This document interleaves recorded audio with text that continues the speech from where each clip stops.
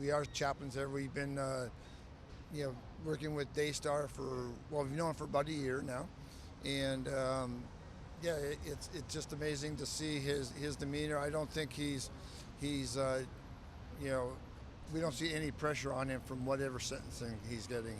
He seems to be very calm and collected, and I was talking to him just last Friday, and he realizes he's made a mistake, and he's going to remedy that however it turns out. I think he's got a good grasp on that. So.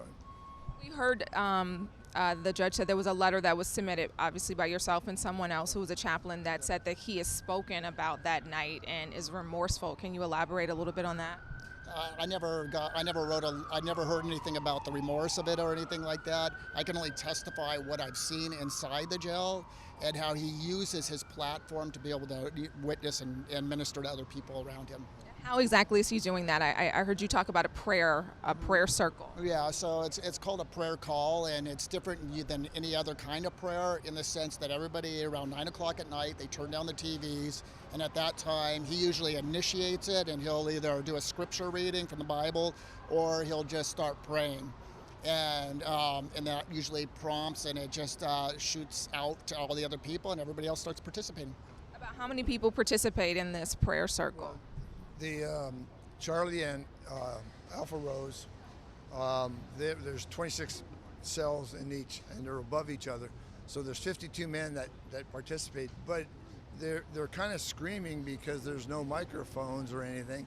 So, and there's 4 other rows in there, so everybody's hearing, even the deputies, and it's just an amazing thing to see because it's a protective custody module, and to see 52 guys, and there might not be 52 believers there, but they're all respectful, and that's awesome, and so that's he starts it out and then it goes, and when it's all said and done, like I was saying earlier, they have it used to be like a 10-minute thing, now it's like a 40-minute thing, and then in conclusion they all say the Lord's Prayer and they turn out their lights and go to sleep.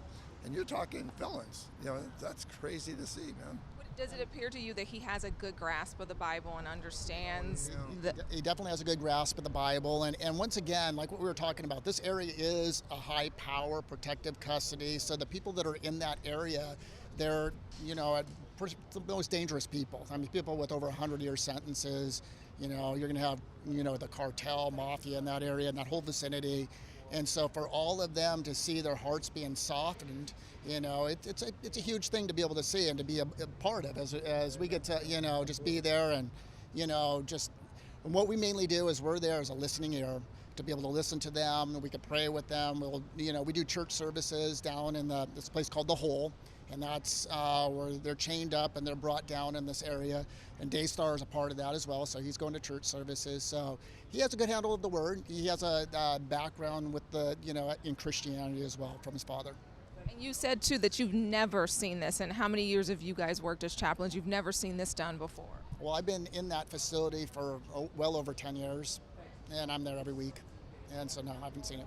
And how long have you been a chaplain? About going on 6 years now. And when we first started going in there and starting our discipleship programs, there may have been 1 or 2 believers out of 100 men, 26, 4 rows, a little bit over 100. Now, I would say 75% of those guys. I went in there one time and I heard some screaming, and so I kind of stood in the shadows. They were having a Bible study and they were yelling from top to bottom. So, and these are felons. It's amazing. It's amazing how God can change a man's heart. Lastly, you also spoke to the conditions that he's solo. This is a single cell, doesn't have a lot of interaction with others except for this prayer call. He has interaction with his bunkies or the people right next to him, and the interaction is between the chaplains.